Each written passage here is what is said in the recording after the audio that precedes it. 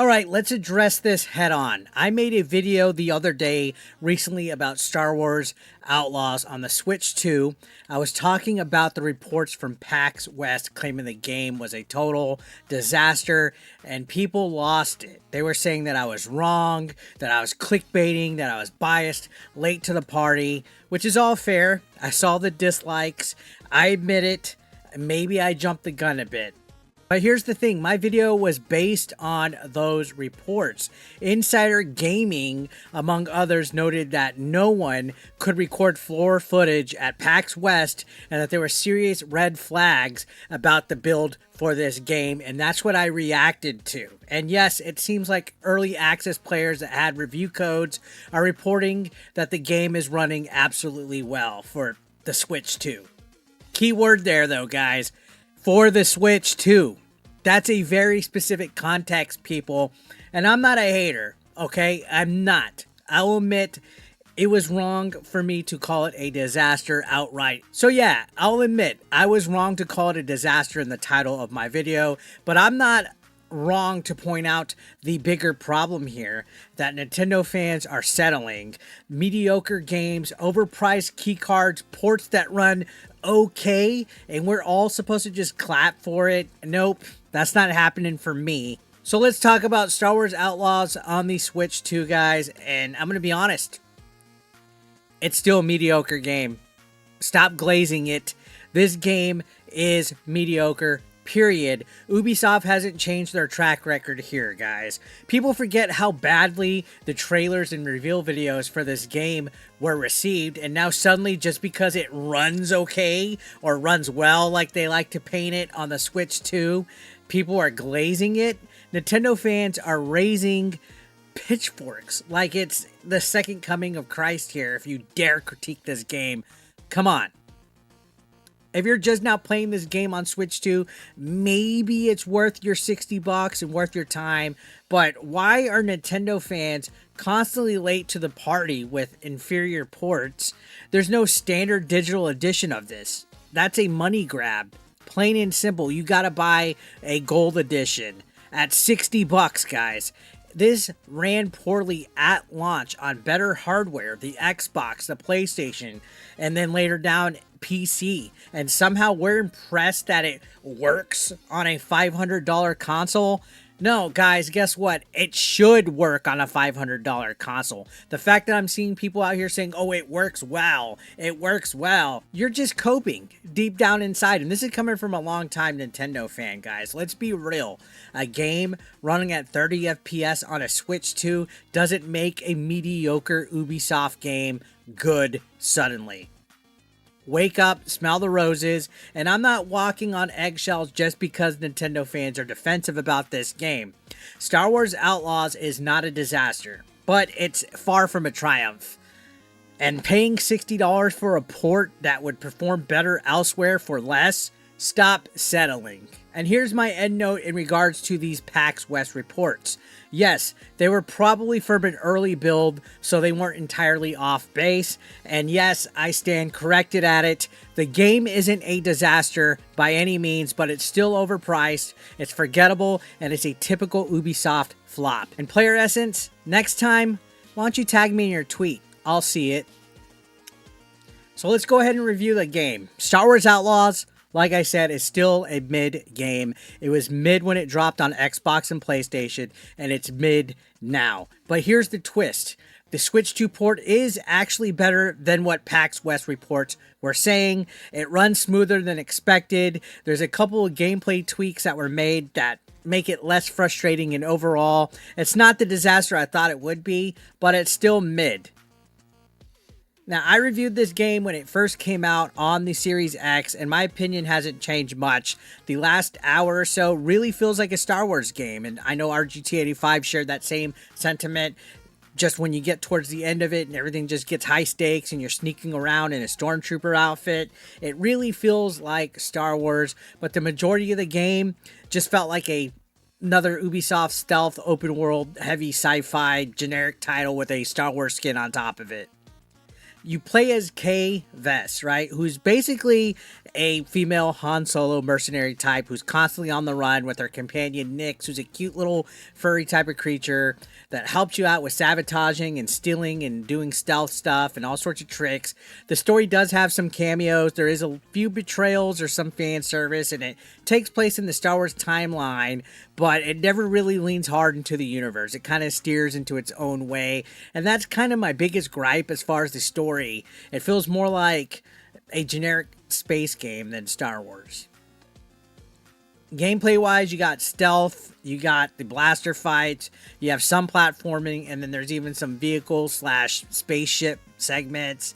And honestly, it's okay. It's functional.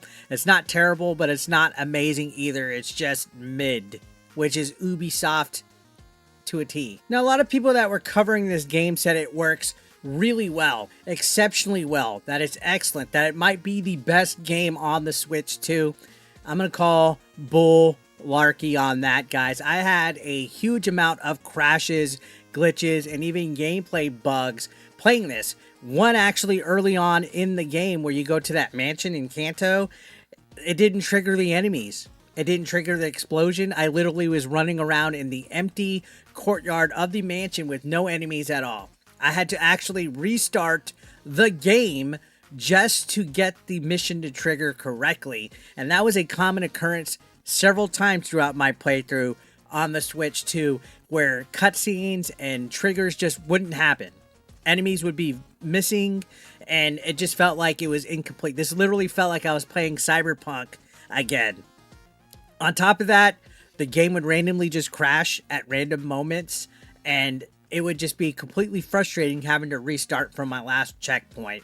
So anybody that's saying they didn't experience any crashes, they either have a lot of luck or they're lying, because this game was not optimized. Now, is it running at 15 FPS or 10 FPS like PAX West reported?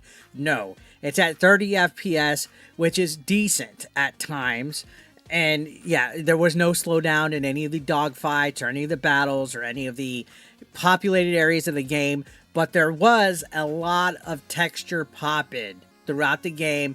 Random shadows, rocks would disappear. There's literally sections where a rock would just appear and disappear, whether I got close to it or further away from it. And this happened with trees, plants, rocks, cliffs, all sorts of stuff. Anybody saying that this game looks good, again, is lying. This game was rough around the edges.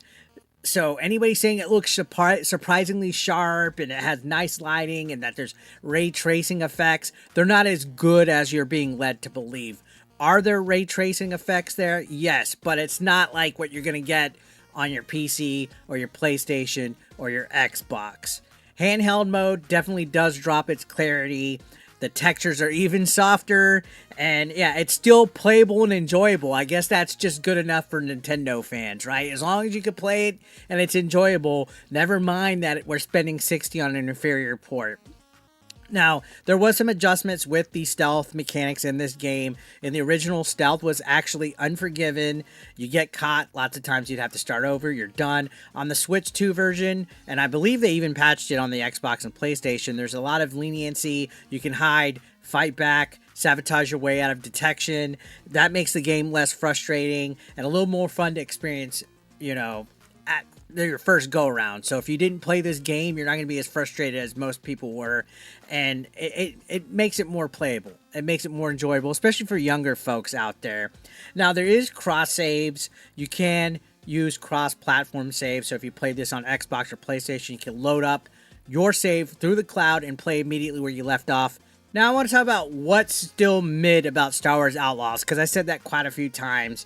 You got to remember, guys, let's not kid ourselves. This core game hasn't magically gotten better. I don't know why you have a lot of people, again, glazing this game like it's good. The story is still serviceable, but it's also forgettable. There's lots of characters in this game that once you finish, you're not going to remember them, like the actual Star Wars lore characters like Luke Skywalker and even Lando. The universe doesn't lean into Star Wars enough for this to be a Star Wars game, and the overall gameplay the loop of it, while it's more forgiving this time around, it's still nothing special. It's nothing to go home and write about. This isn't a Game of the Year contender. It wasn't a Game of the Year when it first came out. This game flopped. It didn't sell as many copies as they'd hoped when it first came out. PC launch was a disaster. The Steam concurrent players didn't even hit 4,000 people. It's a game that's perfectly fine to play through once, but it's not going to blow you away. And I can't even imagine being the type where it's like my Switch 2 is going to be the first time that I'm experiencing this game. I think a majority of people that were going to play this have already played it and seen that it sucks. Now let's talk about why this port does matter and the whole importance of it being a big AAA indie title that's been ported over, I guess what you would say, successful enough for it to work, because that's what Nintendo fans settle for, right? This proves that Switch 2 can actually handle bigger third-party ports, right? Star Wars Outlaws is not a great game, but the fact that it even runs, because that's what we're settling for, right, guys? As long as you can play it and it plays okay, or it runs well, we know how well, that it means Ubisoft actually did try to do some work here, right?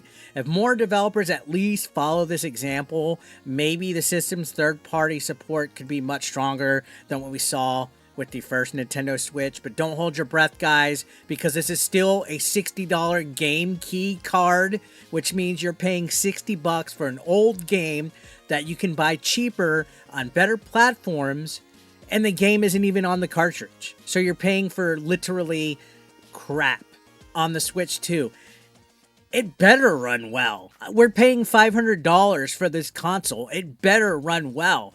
Why do people settle for that? Why are Nintendo fans settling with mediocrity that, oh, it runs well, oh, that means it's good? Star Wars Outlaws itself is still mid. The Switch 2 port, okay, it's smooth. It runs okay. It's better than the doom and gloom reports made it sound. So if you were curious about how the Switch 2 would handle a game like this, the answer, I guess, is it handled better than what most people expected, but it's still settling, okay? And there's a lot of problems with the game. There's a lot of issues with this port. It's still rough around the edges. It's not worth $60 in my opinion. You can buy it for less on a better platform and it will look better and run better. So what do you guys think? Is a mid game with a good port or a port that runs well on the Switch 2 worth your time, or are you skipping this one? Let me know in the comments, and as always, I'll catch you on the next one. And if you got upset about my opinion, guess what? It's my opinion. It's not a dick. Don't take it so hard. But let's be real here. Stop glazing. Stop kidding yourself. And I'm sure I'm going to make a lot of people mad with my review.